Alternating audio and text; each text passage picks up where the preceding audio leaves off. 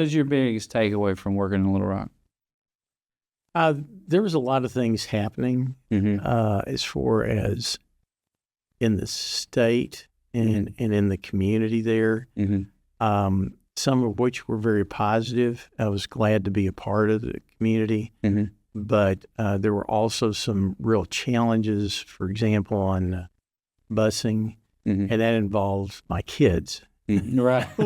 Which is so it hit home a little bit. Which is part of the reason that we ended up leaving the Little Rock area. Matt Woolley Podcast.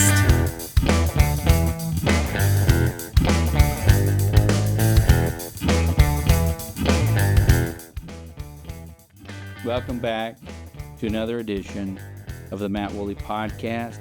I ask that you please like and subscribe because that helps us out here at the podcast.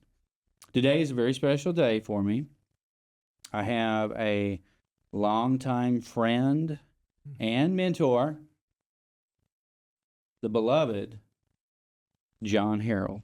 Now, let me be clear. There are two John Harrells in Northwest Arkansas. Is that correct? John That Harrell. is correct. And both John Harrells are bankers. That is correct. That is correct. But I have the special John Harrell today, and that's where you say, that is correct. Yeah. Now, John is a little taller than I am. He plays golf a little better, but he doesn't get his first name right. He doesn't put the H in John. Oh, that's awesome. And Matt, we actually had a time when we were at a same banking conference, and they got our rooms mixed up. That's awesome. Yeah, for years I have, everybody, you get close to or ask about your history and that sort of thing, and you'll mention, hey, John Harrell, and they're like, I think I know him, but do you? I don't, and so. What's the funny thing is, the guy, he's a baker. I was like, I know, but there's two of them. So anyhow, I have the special John Harrell, in my opinion. No offense to the other John Harrell. I have the special John Harrell, and it's a privilege that you're here. So thank you for being here, sir. Delighted to be here, Matt. Okay, so who is John Harrell? So John, how we do on this podcast, we kind of run through the legacy that is you. So John Harrell is a husband, father, and grandfather. John Harrell has worked as a commercial lender at Twin City Bank. He's been a vice president at U.S. Bank, senior vice president at Commerce Bank, loan manager at Arvest, CFO at Shakes Frozen Custard, president at Priority Bank, and that's where I had the honor and privilege of meeting you, senior vice president of Bank of the Ozarks, and vice president over lending at Arkansas Capital Corporation, and currently you are at INTRUST Bank, where you are the commercial relationship manager. I'm seeing a trend here, a lifelong banker. Banking has been in my blood. One of the things that's really important to me is to try and have an opportunity to help people. I believe as a believer in Jesus Christ that we should always do that. In whatever position that we're in. And I think God has placed me in these different kinds of positions so that I can influence folks and try to help them with their financial needs. That's awesome. Well, let's go back a little bit. So we know that you're a tested and approved banker. You have a lot of experience. How many years collectively now? It's a lot. I'll have to think on that a little bit. 39. 39. We have to do something for that 40. 40 is a big number. So let's go. It's a good start. Yeah, I'm still trying. I tell everybody all the time, I'm still trying to figure out what I want to be when I grow up. Okay, let's go back a little bit. Where were you born and raised? Where'd you grow up? Well, I was born in Texas, but I got over it.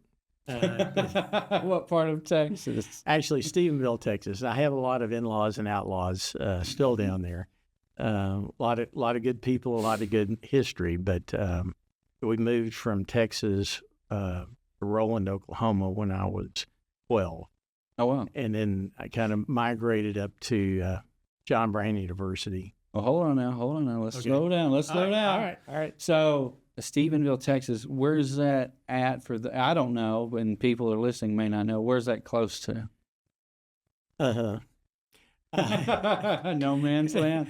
If you had a triangle that had Fort Worth, Abilene, and Waco, Okay. it would be about the middle of that triangle. Gotcha. Are there a lot of trees there? Yeah, they're both of them.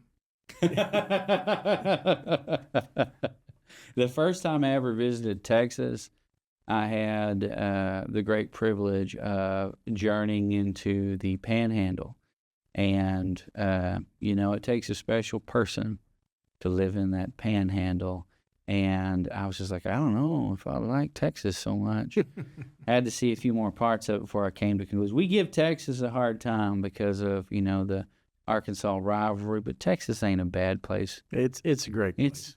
So what was like growing up, up to 12-year-old John? What was that like growing up in Stevensville, Texas? Well, Stevensville, and then we moved from there, but we always had, if you will, a hobby farm kind of things.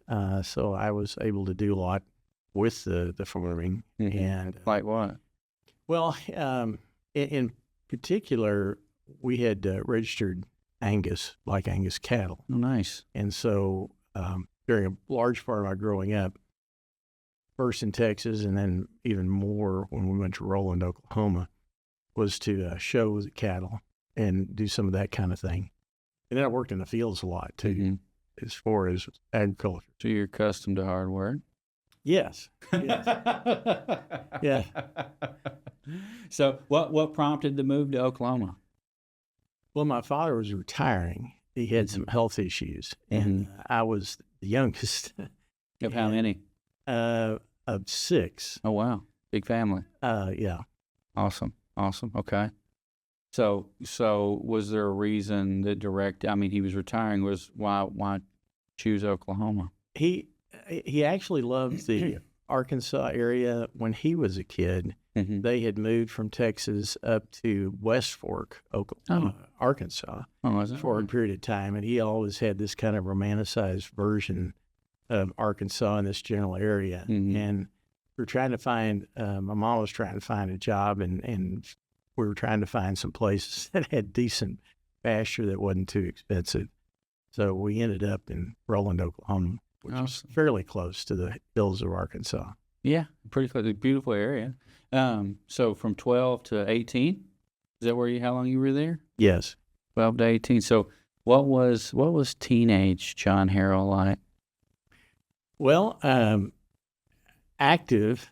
In today's schooling, you wouldn't have the opportunity to do what I did. I mean, I played football, different sports, sang in the choir, played in the band. I mean, we actually were such a small school. There were 43 in my graduating class that there was 4 of us that we would be in our football uniforms during band at halftime. That's awesome. That's great. So, I mean, not to toot my own horn, but oh man, here we go. I played the trombone. Wait, real quick. For those that are listening, John is the king, and I absolutely mean the king of puns and or dad jokes. And I take great pride in the puns and dad jokes that I tell because of John's mentoring. That's quite a way to say I'm mentoring you. You mentored me in a lot of things, Yeah. but I always, and we've talked about this before. I've inherited many sayings from you. It's been an honor and a privilege, Yes. and onward and upward. Everybody knows when I say these things. So for those of you that know me, that listen to this podcast, this is the originator, as far as I'm concerned, of those sayings. So you can blame John if I say them too much. Well, and I'll have to defer on one of those. Onward and upward is kind of a paraphrase of something that C.S. Lewis had said. That's awesome. That's great. Okay, so back to John Harrell. So you were a Renaissance man of high school, basically. I guess so, because I was working the farm. I was in FFA. I was in band, choir, football, different things. All of it. You're a busy guy. I was a busy guy. And so, obviously, knowing you, now the listeners don't, but knowing you, I mean, I've always known you as a very active individual. So is this something that it was, because some people, I believe, actually, they're just kind of born that way. They're born to be just, get after it all the time. Some people fall into it and just kind of keep a pattern. What would you say? Where would you land there? Are you the guy that was just kind of, you were always busy wanting to make things happen, or is it just, has it been that way since day one? It's been that way as long as I can remember. That's great. So how nerve-wracking is that to your loved ones? Well, I have a patient wife. Man, you talked to Brenda just a few minutes ago. My sweetheart Brenda, I say a shout out to her, but she has been very patient with me as I've gone through, because I've never done a 40-hour week in my life. Mm-hmm. I always want to try and take care of folks, and sometimes that it's not a 9 to 5 kind of a thing. Well, we've had many conversations at 8:30 at 9, and that's great though. Taking care of business. I will give you. When we met the other day, I told you this. I always remember you because, which we'll get into this in a minute, but you told me when you worked in Little Rock. Now this is 20 years ago almost. Oh no, it was 20 years. Oh man, where's the time go? Mm-hmm. Anyhow, it's close to 20 years ago. But I remember you telling me, because at the time I was griping about Northwest Arkansas traffic, and little did I know that would only continue to be problematic at times. But I remember you saying, "Man, I learned pretty quick when I was working in Little Rock that you go in just a little early to avoid the traffic, and you work just a little late to avoid the traffic, and you get a lot more done." And so I've tried to take that advice the best as I can to try to get into work just a little early to beat that traffic, because it is true. You're going to spend it one way or the other. Mm-hmm. You might as well spend it being productive. So right. Still do that. Yeah, I figured. You always did when I worked with you. Okay, so you're a busy guy. I'm just trying to paint a picture. A busy guy involved in a lot of things. So you decide you're going to college, right? Did you go to college? So where'd you go to college? John Brown University. John Brown. So why undergraduate there? So why John Brown University? Well, basically, the Lord told me to do that. It would be kind of an interesting thing, because I don't say that too often, and that'd be interesting to have that on the podcast. But I felt God can speak to you. A drawing connection there, because I really didn't know anybody there, but I felt that that's where God wanted me to go, so that's where I went. So were you weighing other options to come to that conclusion? I mean, where else were you thinking? What were you thinking? Well, everything for I had different offers from Northeastern and Tahlequah and Oklahoma State, and then I didn't take my ACT until April of that year. How'd you do? They just told me that I had to. Well, I figured they told me I had to take this to get into college. So once I took that, I got offers from all over. That's great. And that's great. Different. So you had your choice, but you chose John Brown, huh? Because you felt the Lord leading to you.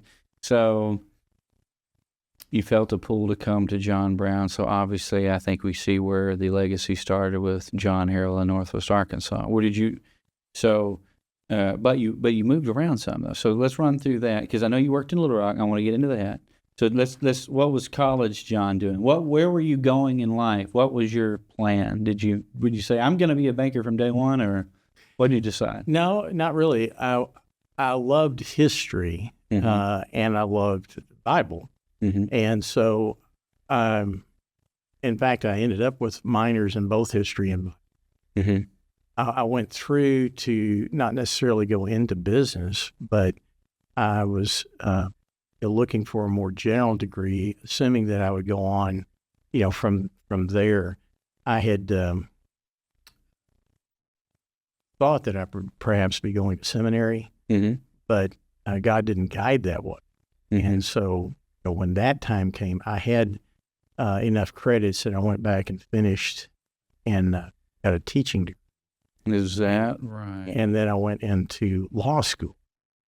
Well, my father was in the military Mm-hmm. and had a brother that was in the National, wanted to be in the military. And even that is a long story, but, Well, let's get so I into the had- top level. Let's get into a top level. This is the first I've heard this. I didn't know. Yeah. I know you a long time. Didn't know you had a teaching degree or wanted to be in the military. Yes. All right, let's talk about that for a second. So, and then we'll transition into, but let's back up a little bit. Let's hear it. So, give me top level. Why'd you want to be in the military so bad? I wanted to serve the country. All right. I wanted to help in that regard. Mm-hmm.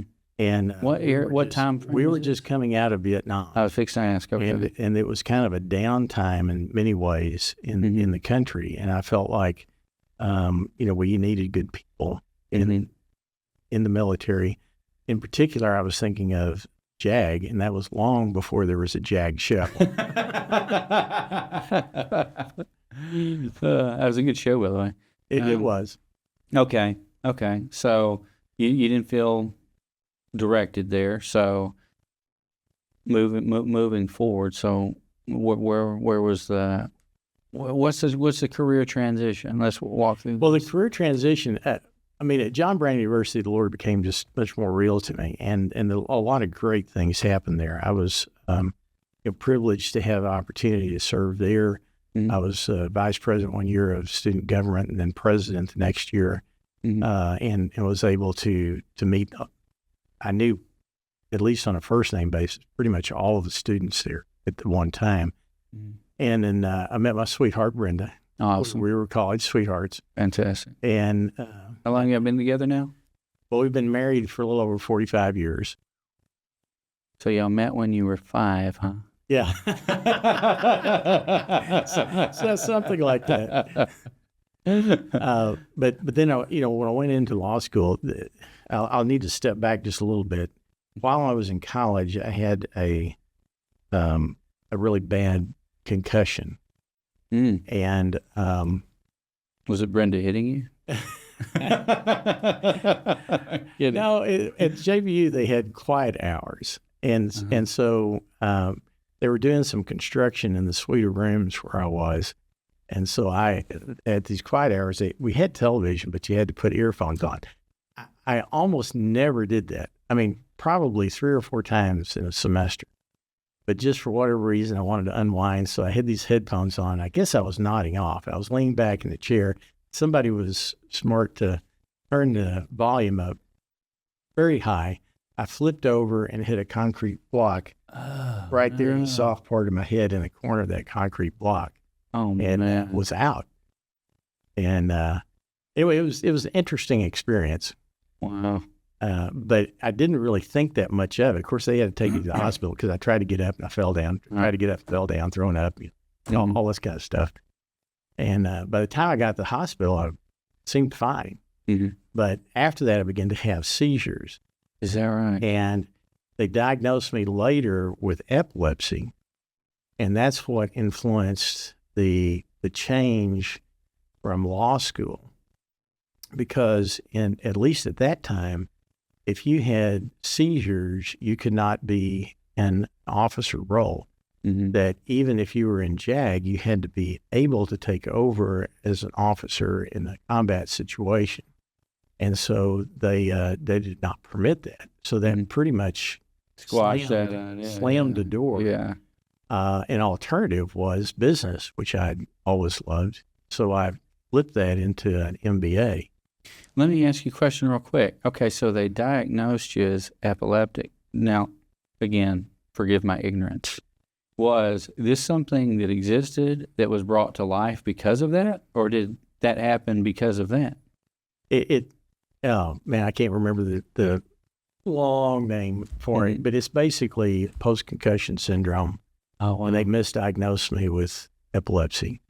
So that I that gotcha. created other issues for me. But I found out later, in I think it was 1984, that was the case, and I had a doctor who went through everything, and they kind of corrected some of it. Because I was actually on medication that killed about 200 people, and so it was good to be off of that. and I haven't had a seizure since 1984. So Well, I think I'm okay. that's great. Wow. But God got me in business, and No, that's what I'm saying. I will tell you that the bit of law school, the year in the summer of law school, has actually helped me, especially the contracts and property law. I bet. Has helped me a great deal in commercial lending. Yeah, I bet. Because I'm not clueless when I'm reading these documents. That's awesome. So, hindsight, you think that was God's hand in moving you? Absolutely. Yeah. It sounds like But I will tell you something, Matt. Mm. God's hand is sometimes easier to recognize in the rearview mirror than it is as you're going through things. At the time, I had, a young wife and a child, and while I was in the MBA program, another one came, Rachel. So Mike and Rachel were there, and I'm trying to survive all this. Mm-hmm. Oh, wow. What a trial. Do a load. Such a trial. Yeah. No, I got you. I try to encourage people all the time. It's, you sit there, you go to church, or you give a Sunday school lesson, or, you try to, witness to people about trials and tribulations, but it's never really, when you're going through it, it's not as easy to, you know what I mean? Talk through it. Now, I think that the older you get, the better it becomes, but it's still not easy, and nobody said it would be. And I think it's those tribulations that, help refine us, but I tell people all the time too, like sometimes you pray for things while these things are going on. You're like, Lord, just please move it this direction. Please move it this direction. And then that answer never comes. Fast forward, you look back, you're like, man, boy, am I glad God didn't answer that prayer. He knew it was better for me. He actually knows what he's doing. Yeah, it's an amazing thing. That's true. True that. I have, visited with different folks about different things over the years, and it's amazing how many that if God had answered the prayer that they wanted, they would not have been in the position that they needed.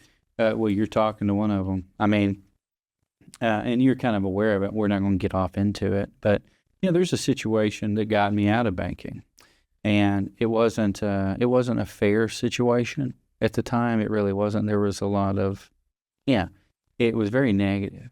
But I'm going to tell you what, I praise God for that, because here's the reality is I wouldn't be doing what I'm doing today, which I absolutely love more so than ever. No offense to banking. I had a good time in it, but it spurred me to be an entrepreneur in many ways. Yeah. It led me to this.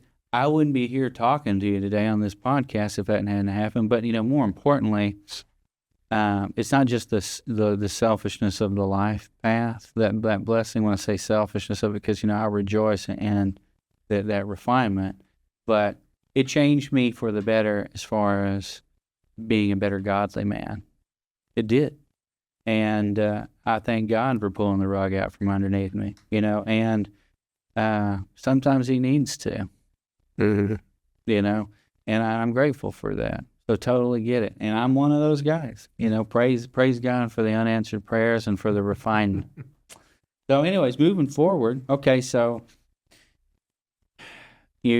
so I guess was it just a natural transition to get into banking in that situation, because it seems like it's kind of getting lined up there. How did you make that jump into banking?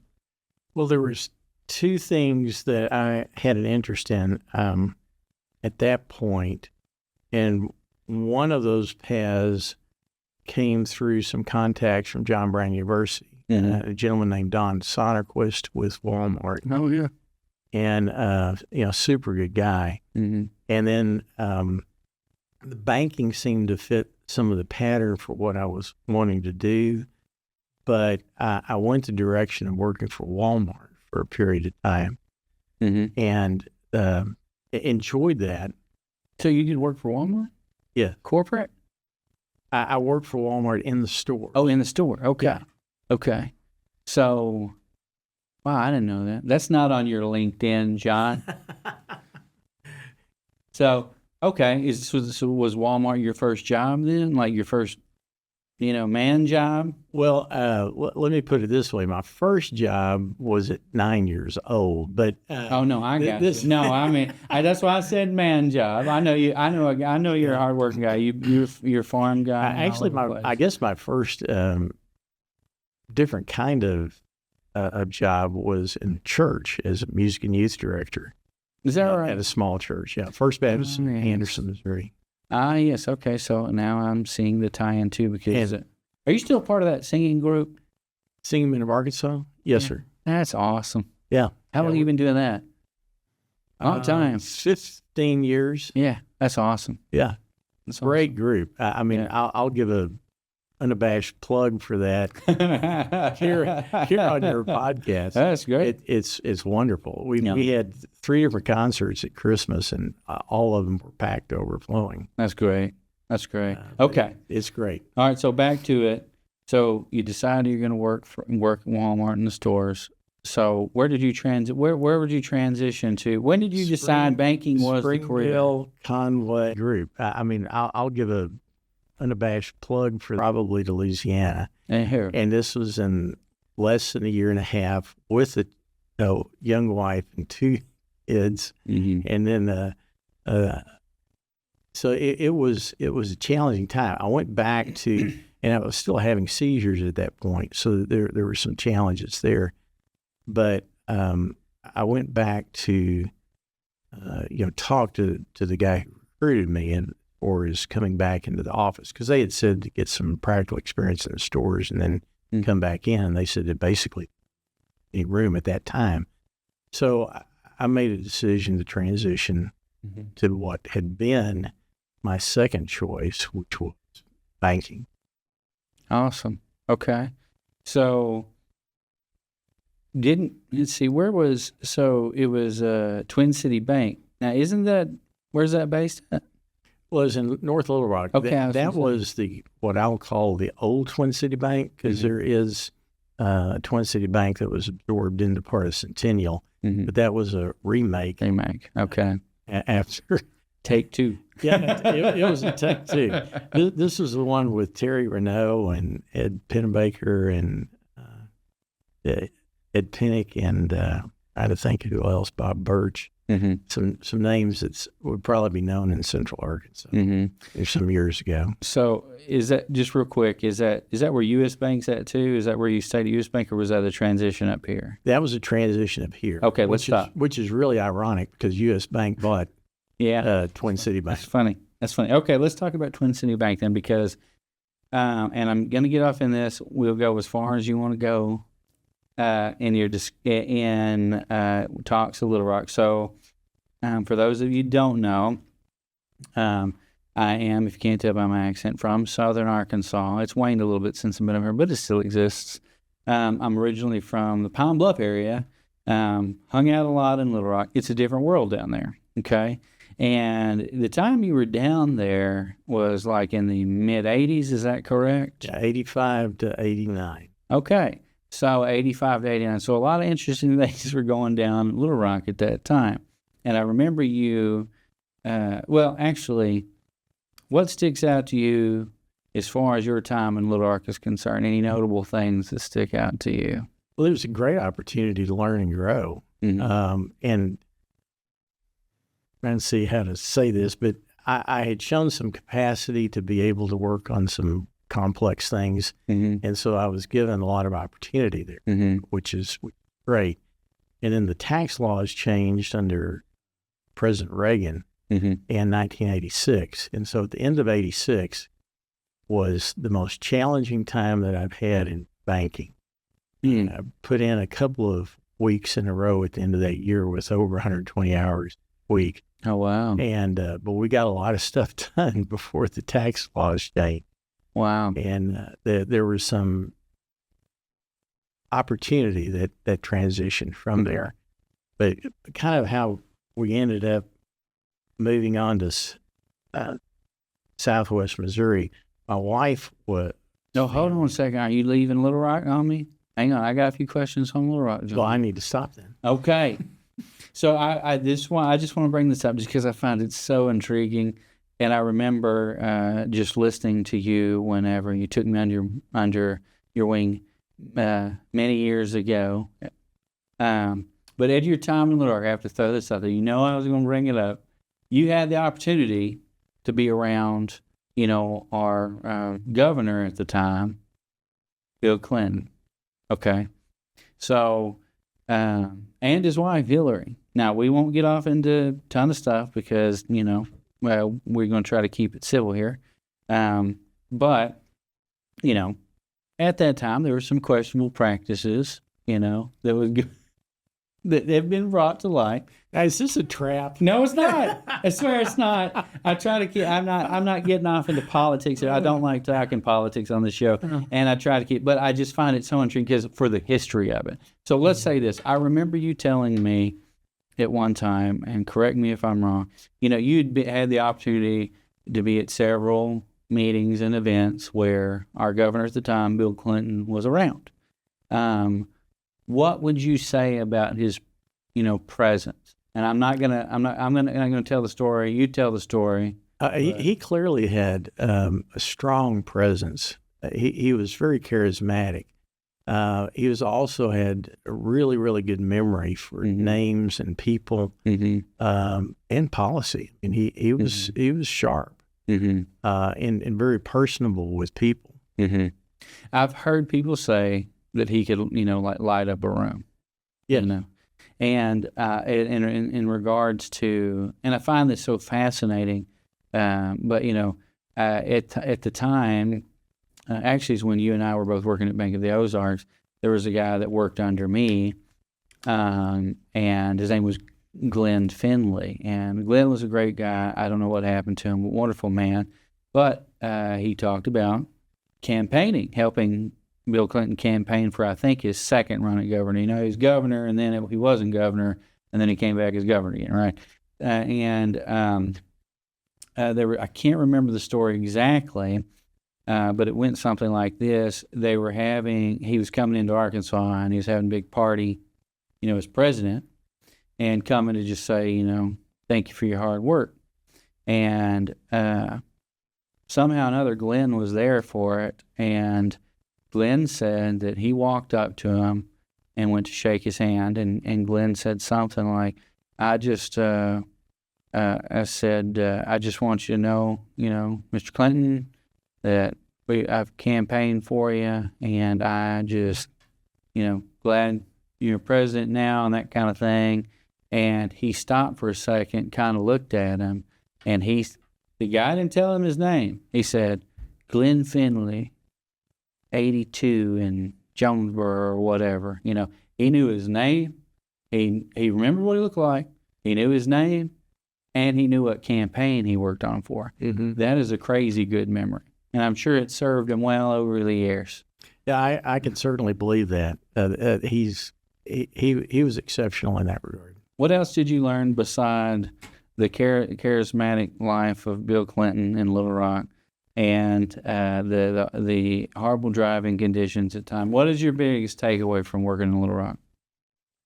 There was a lot of things happening as far as in the state and in the community there, some of which were very positive. I was glad to be a part of the community, but there were also some real challenges, for example, on busing. And that involves my kids. Right. Which is so it hit home a little bit. Which is part of the reason that we ended up leaving the Little Rock area. Gotcha. So you come up to Northwest Arkansas, and that's where you started working.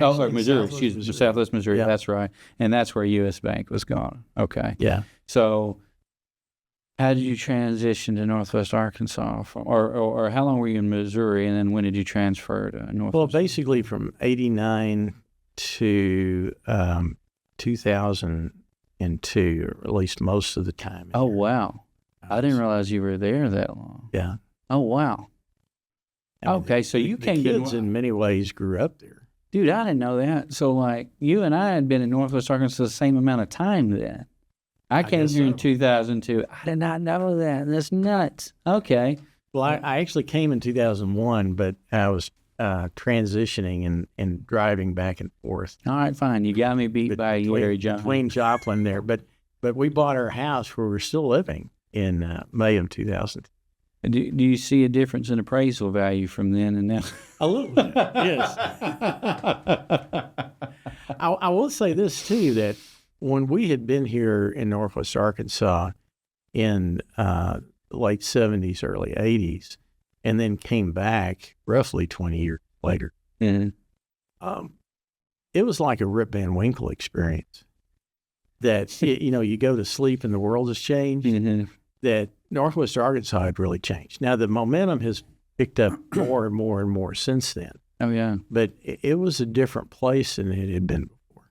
Well, I remember when I first came here in 2002, in banking, you'd run into all the old timers that were not real happy with the change that was taking place to their local community. Now, entrepreneurs were soaking it up like a sponge, and builders. And this was before the, fallout of 06, 09-ish, maybe a little longer, depending on who you ask. But it was a total boomtown experience, and you could just feel it in the air. And you still feel it in the air now, but it's more of a constant, after we got over that little ripple. But they would always talk about, oh, this place used to be so great. I'm like, It used to be semi-rural with a string of communities, and some of these companies were growing in some of those communities. And it's a little more of a combination of a metropolitan feel and some rural still. I mean, it's not everywhere in the country where you can go to Devil's Den one day and go to Crystal Bridges the next, and both of them are free. Oh yeah, I say it all the time. You can anywhere you live in Northwest Arkansas, you can go 20 minutes and be within 20-minute time frame. You can eat just about anything you want to eat. You can be a part of. You can do outdoor activities. Great. You can do an indoor activities. Great. You can see just about anything you want to see. I mean, it's the land of milk and honey. Now, for a long time, it was kind of like really good, great. One of those best kept secrets, guess as they say. But past few years, the word has totally gotten out. Something's happening when movie stars and movies are being filmed here, TV shows are being filmed here. We're having all kinds of visits from all over the country. I've said this on the podcast before. I had a friend that was doing business up in, I think he said it was Seattle. He had business somewhere else, and he was going to drive into Seattle. When he was driving into Seattle, there was a billboard that's up that said, everything's better in Northwest Arkansas. Huh. Yeah. So people are advertising for this area. And it's great. But I do remember some of the old timers saying, there used to be a gap between cities. Oh, yes. I don't ever remember that. I remember it kind of happened, but now it's seriously just it's a blended, it all runs together, But the beauty of it is, for now anyways, we still have that hometown feel. That's the thing I still love about it. Like we're growing, there's a lot going on. And that's why everybody's so attracted to it, is because of that hometown feel. But we have to work twice as hard to keep it around. That's right. So anyways. Be friendly and helpful and caring. That's it. Okay. So onward and upward, right? Onward and upward.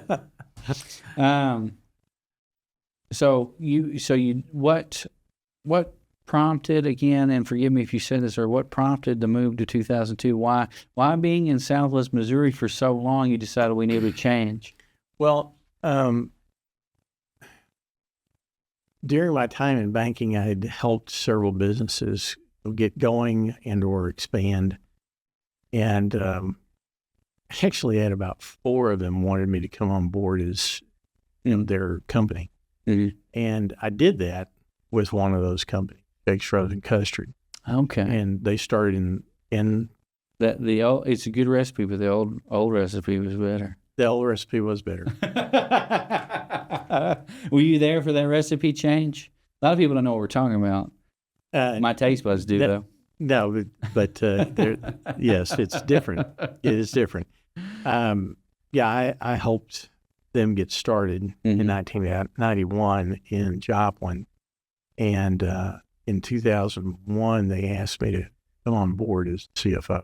Was that a hard shift? Was that a hard change going from like the banking dynamic to being part of, because you've done banking for so long at that point, and then all of a sudden you just kind of switched it up. Was it a natural change for you? Were you looking for something different at the time? What caught?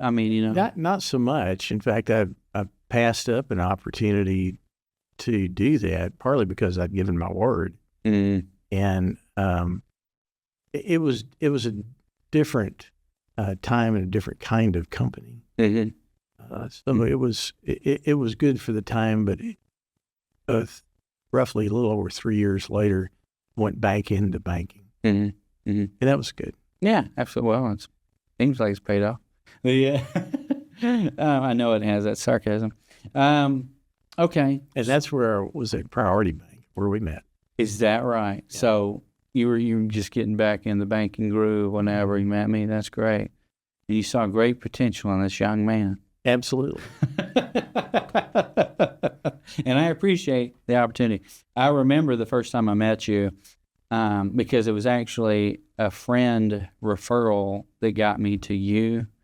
I believe it was Kim. I think it was, because they knew some mutual friends. But anyways, I at the time was supporting a new young family and needed to make a jump. And I got many lessons in wearing many hats at Priority Bank. Wouldn't take them back for the world, but that was a good time. And I remember when I first met you, you always had you just had a very patient and caring and loving demeanor. And I've always known you as that person. Have you always been that person, or has it been a challenge to get there? Did I meet you whenever? Have you always been as even keel as? I think so. You can ask some of the people I work with, if something needs to get done, especially if a client really needs something to move along, I can push and sometimes pretty hard, but I always try to do it respectfully. So I would say overall, yes, to answer your question, I try to always treat everybody with respect. Well, I've never seen you throw like some of the other bosses I've had. It happens. I have thicker skin on. It doesn't really bother me, but I don't know if younger people would take it. But I've had the bosses that what I call throw the coach's clipboard. But I've never known you that way. And I think that your banking legacy has been is a testament to your care and concern for people. And you obviously have a lot of long-lasting relationships throughout your career in Northwest Arkansas and before, obviously. So I'd kind of like to transition a little bit. I want to get into let's get into some mentorship, wisdom nugget territory, shall we? So first and foremost, as a banker of almost 40 years, 39 years, almost 40. What would be your advice let's talk to entrepreneurs. What would be your advice for those business builders out there in regards to having, a relationship with a banker, making the right choice as far as a bank institution is concerned? Any thoughts on that? Oh, absolutely. If I'm speaking to an entrepreneur, and I've actually done this some in the past with a small business center and other places, but developing relationships is so keenly important. It's keenly important in your business. It's keenly important if you're dealing with your accountant, attorney, and banker. That one of the things of advice I would indicate is be careful to not get yourself in a position where you run out of cash. Cash pays bills. Yeah. And that's always looked on favorably, not just by the bank, but by other people. So make sure and get yourself in a position where you've got the capital that you need, but also always be upfront with your banker. A banker is in a unique position to both be helpful, but also, if you're not upfront with them, that it can create real issues. And please understand that Would you call it a trust issue? Does that happen? absolutely. Yeah. And if your banker doesn't trust you, that is a bad position to be in. Mm-hmm. Absolutely. Because, they won't take it. Banking is nothing but taking risk, Mm-hmm. but trying to control those risks because you can't afford much losses in Mm-hmm. the way the regulations and other things are done. And banking in general, I've heard the old adage where bankers will loan you the money that you don't need. And I there's a little bit of truth in that, but mostly no. It's just to make sure that you can get it repaid and have some margin Mm-hmm. in case you hit some bumps in the road. Mm-hmm. That the banker is there to try and assist you Mm-hmm. to stay where you need to go. Mm-hmm. And, for example, not to grow too fast, not to take too much risk that Mhm. you could risk losing the whole company. Mm-hmm. But one of the biggest things be, not ever surprise your banker. If you know something that's not going right or is going very much right, Mm-hmm. let them know. Mm-hmm. I agree.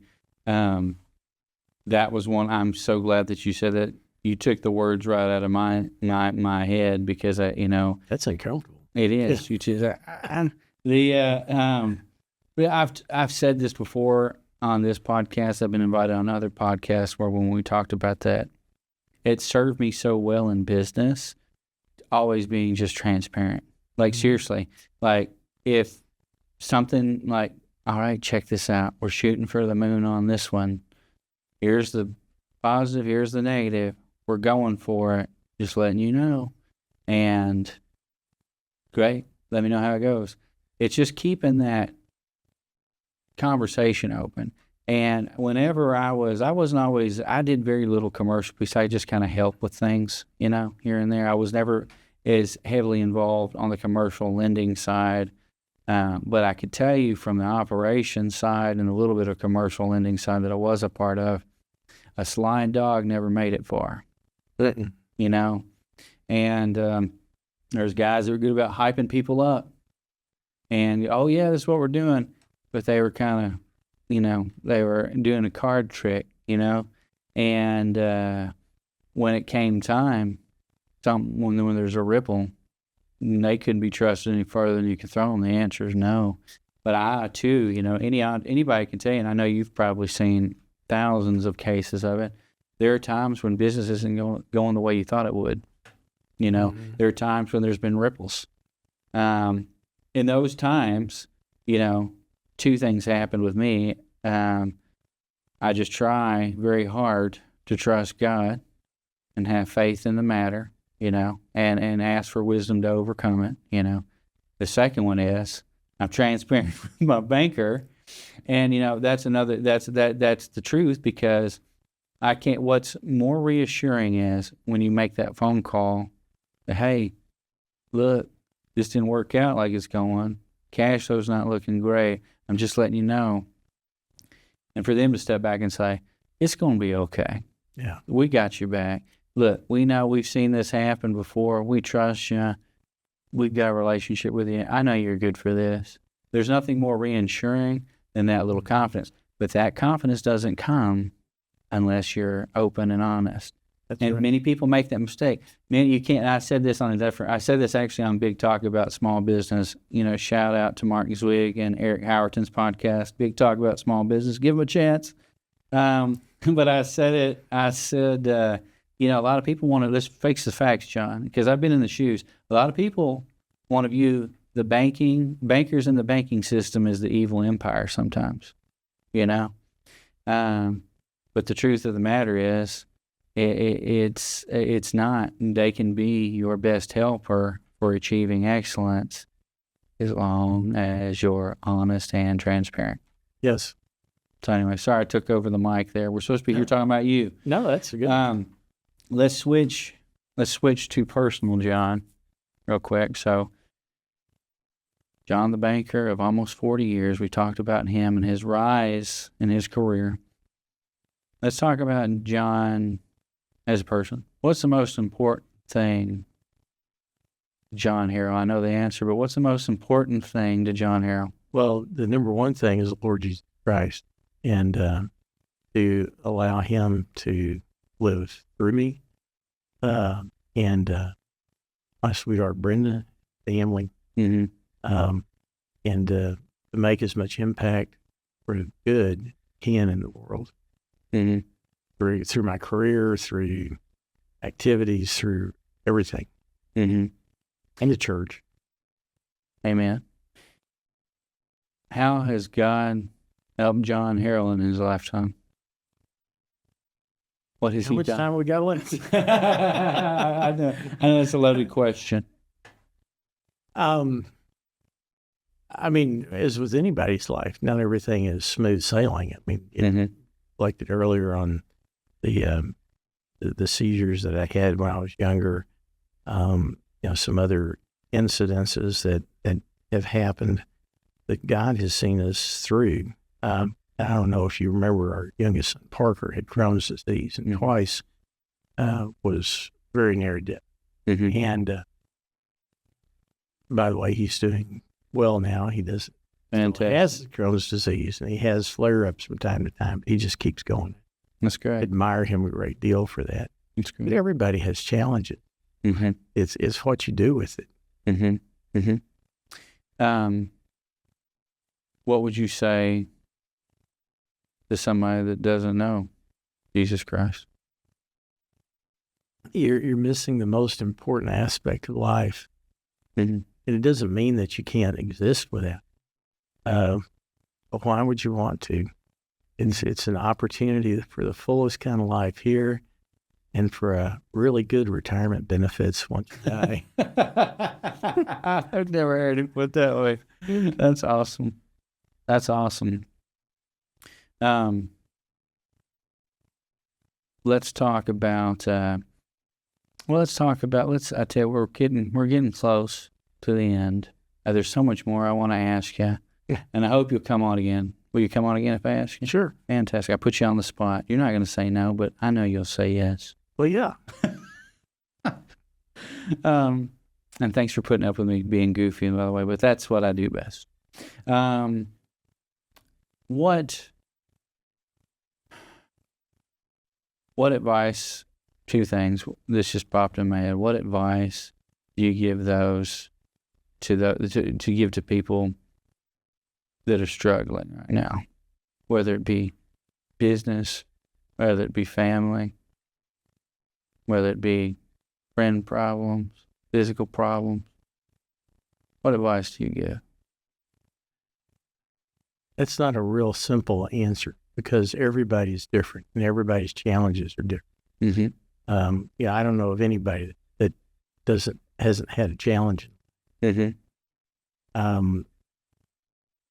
But ultimately, to look to the Lord, and also to look to the future. It's so sad to me, especially when you'll see a young person that commits suicide, something like that. That's such a hard place for them, I'm sure, to get to that point. Mm-hmm. But yet, it's such a hurt to the family and a waste of life. There's so much good that God can do through you in life. Don't despair. We all have emotions up and down, Mm-hmm. but tomorrow is going to be a good day. Fantastic answer, John. Okay, last question of the day. What gives John Harrell joy? Well, I've mentioned my sweetheart. That's certainly part of it. I think just life. There's just so much good. There's so many good people. There's so much opportunity in life that, and I don't mean that like financially, although that can certainly come as well, but just the good of building people up, building each other up, and letting God direct through all. Awesome. John, I can't think of a better way to end this podcast. And I'm so glad that you came on. Thanks for agreeing to come on. And you've already told me you're going to come on again, so no takesies, backsies. And if anybody needs financial help right now, where can they find John Harrell? Well, you can certainly contact me through INTRUST Bank, but my cell number, if you want that, is 479-871-6398. Woo! And if anybody needs anything, it does not have to be banking. It doesn't have to be that you're going to be a customer. Mm-hmm. I'll be happy to help in any way, the capacity that I have. That's fantastic, John. I've never seen anybody do that in my life. That's awesome. That's how you end a podcast. All right, John Harrell, thank you for being on. Listeners, we appreciate you listening. Please like and subscribe. Until next time, guys, thanks for watching and listening to the Matt Woolley Podcast. Thank you, John. Thank you very much, Matt. Appreciate you. Appreciate you.